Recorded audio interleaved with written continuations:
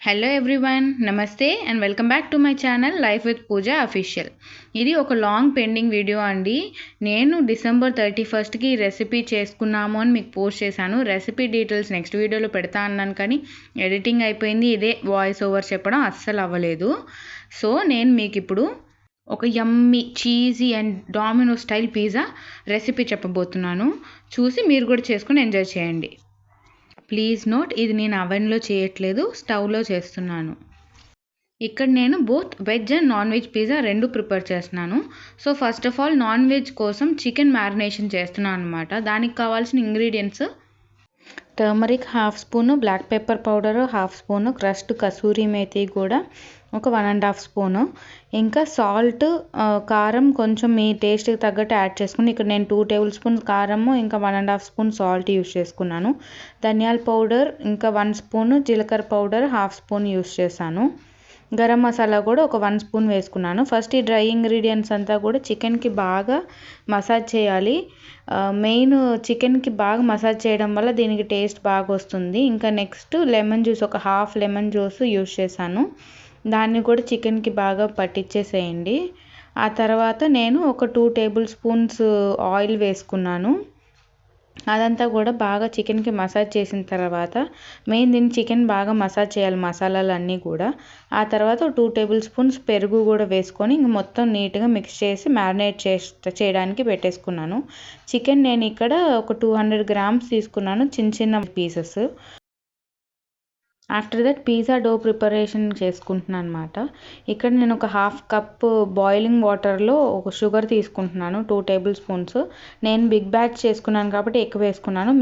మీకైతే 2 medium size పిజ్జాస్కి 1/2 cup వాటర్లో మీరు 2 టేబుల్ స్పూన్ షుగర్ తీసుకోవచ్చు. దాని తర్వాత ఆ షుగర్ బాగా డిజాల్వ్ అయిన తర్వాత ఒక 2 టేబుల్ స్పూన్స్ ఈస్ట్ తీసుకోండి. డ్రై ఈస్ట్లో ఈ వేడి వామ్గా ఉన్న వాటర్, షుగర్ వాటర్ ఏదైతుందో అది దాంట్లో పోసేసుకొని ఒక 10 మినిట్స్ మూత పెట్టేసుకుంటే మీకు ఈ ఈస్ట్ అనేది యాక్టివ్ అయిపోతుంది. నేను ఈ కంప్లీట్ ప్రాసెస్ అంతా డిస్క్రిప్షన్లో కూడా పెడతాను, సో మీరు ఆరామ్సే ఈజీగా చేసుకోవచ్చు, డోంట్ వరీ. 10 మినిట్స్ తర్వాత ఈస్ట్ ఇట్లాగా మంచిగా యాక్టివ్ అయిపోయింది. ఇప్పుడు నేను ఆ ఈస్ట్తో డో ప్రిపేర్ చేసేసుకుంటున్నాను. 2 కప్స్ మైదా పిండి, లేదా మీరు గోధుమ పిండి కూడా వాడుకోవచ్చు. బట్ మైదా పిండి ఏంటంటే మీకు ఎగ్జాక్ట్ డామినోస్ స్టైల్ టేస్ట్ వస్తుంది. సో 2 కప్స్ మైదా పిండిలో ఈ డ్రై ఈస్ట్ వేసేసుకొని కొంచెం సాల్ట్ కూడా యూస్ చేసుకున్నాను. ఇంకా కొంచెం వామ్ వాటర్తో మొత్తం డో అంతా నీట్గా మిక్స్ చేసుకుంటున్నాను. ఇక్కడ డో ప్రిపరేషన్కి మెయిన్ ఏంటంటే డౌని ఎప్పుడు కూడా పంచ్ అండ్ ఫోల్డ్ మెథడ్లో మిక్స్ చేసుకోవాలి. కొంచెం మనం చపాతీ పిండిలాగా మిక్స్ చేసుకుంటాం కదా, అట్లా చేసిన తర్వాత ఇలా దగ్గర పడ్డాక బాగా పిండిని పంచ్ చేసుకుంటూ ఫోల్డ్ చేసుకోవాలన్నమాట, కలుపుకోవాలి. దాని తర్వాత ఆయిల్ బాగా అప్లై చేసుకుని, ఆయిల్ పడుతుంది బాగా, మీకు అప్పుడే డో అనేది అంటకుండా వస్తుంది చేతికి. ఆ తర్వాత డో రెస్టింగ్కి వదిలేసేసి నెక్స్ట్ ఇప్పుడు నేను ఆల్రెడీ మ్యారినేట్ చేసుకున్న చికెన్ ఇప్పుడు కొంచెం ఫ్రై చేసుకుంటున్నాను అనమాట, కుక్ చేసుకుంటున్నాను. సో దానికోసం కొంచెం ఆయిల్ తీసేసుకొని ఒక 1/2 tablespoon ginger garlic paste first fry చేసేసుకున్నాను. పచ్చివాసన అంతా పోయినాక ఇంకా నెక్స్ట్ మ్యారినేటెడ్ చికెన్ దాంట్లో వేసేసుకొని కొంచెం బాగా ఫ్రై చేసినాక కొంచెం లిడ్ క్లోజ్ చేసేసి వాటర్ అంతా దాంట్లోంచి బయటకు వచ్చేయడానికి పెట్టాను. ఆ వాటర్ మరీ డ్రై అయిపోకూడదు, కొంచెం వాటర్ ఇంకా అలానే ఉండాలి. అంటే ముక్క డ్రై అయిపోకుండా పీసు మీకు కొంచెం వెట్గానే ఉండాలన్నమాట, అప్పుడే దానికి టేస్ట్ బాగా వస్తుంది. మీరు పిజ్జాని బేకింగ్ పెట్టిన తర్వాత మరీ ఓవర్ డ్రై అయిపోకుండా ఉండాలి అంటే కొంచెం వెట్గానే ఉండాలి చికెన్. ఈలోగా మన పిజ్జా డో అంతా బాగా పొంగిందండి. మళ్ళీ దాన్ని కొంచెం దగ్గర చేసుకొని ఇంకా బాగా పంచ్ డౌన్ చేసుకున్నాను. ఇంకా పిజ్జాని ఒక ప్లేట్లో అరేంజ్ చేసుకుంటున్నానండి. నేను ఇక్కడ స్టవ్ టాప్ చేస్తున్నాను కదా, ప్లేట్స్కి నీట్గా బాగా గీ అప్లై చేసేసాను. లేదా మీరు ఆయిల్ కానీ మెల్టెడ్ బటర్ కూడా యూస్ చేయొచ్చు. నేనైతే ఇక్కడ గీ అప్లై చేసుకుంటున్నాను.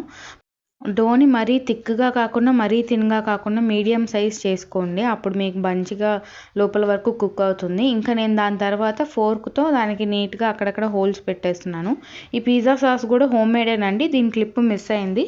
పిజ్జా సాస్ వచ్చి నేను ఇంట్లో ఒక 4 టొమాటోస్ ఇంకా ఒక 15 గార్లిక్ పాట్స్ అవి తీసుకున్నాను. గార్లిక్ని నీట్గా మంచిగా చిన్న చిన్న పీసెస్గా కట్ చేసి ఆయిల్లో ఫస్ట్ గార్లిక్ సాటే చేసి, ఇంకా ఈ టొమాటోస్ ఏవైతే ఉందో వాటిని ఫస్ట్ బ్లాంచ్ చేశాను, హాట్ వాటర్లో బ్లాంచ్ చేసి పైన స్కిన్ తీసేసాను.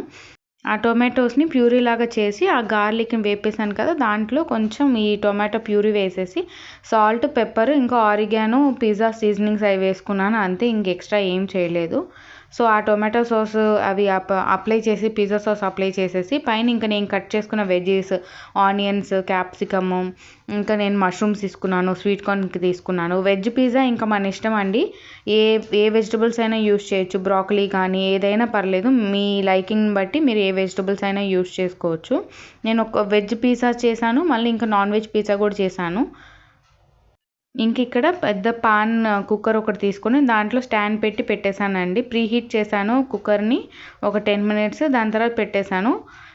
నెక్స్ట్ ఇంకా నాన్ వెజ్ పిజ్జా కూడా సేమ్ వే, పిజ్జా డోని ప్లేట్కి పెట్టేసుకొని ఫోర్క్తో హోల్స్ అవి పోక్ చేసేసి నెక్స్ట్ పిజ్జా సాస్ వేసేసుకొని కొంచెం ఫస్ట్ ఒక లేయర్ మొజరెల్లా చీజ్ వేస్తాము. దాని తర్వాత మనకు కావాల్సిన టాపింగ్స్ ఇంకా చికెన్ మ్యారినేట్ చేసుకున్న చికెన్ అవి పెట్టేసుకొని మళ్ళీ డైరెక్ట్ ఇంకా కుక్కర్లో పెట్టేశాను.